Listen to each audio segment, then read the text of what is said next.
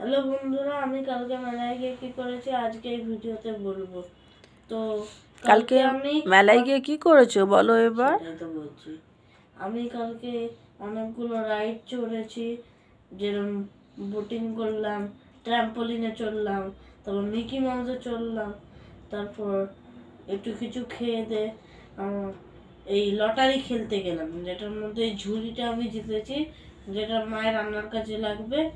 আর এই এতগুলো কার্ডস নিয়েছি, একটা প্যাকেটে ছিল, এই দেখো।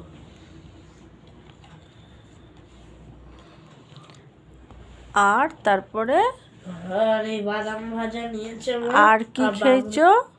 ওই যে আলু ভাজাটাকে কি বলে? Spring potato. স্প্রিং পটেটো খেয়ে সব এগুলো তারপর জিতে বাদাম ভাজা খেয়ে দিয়ে বাড়ি চলে এসেছি।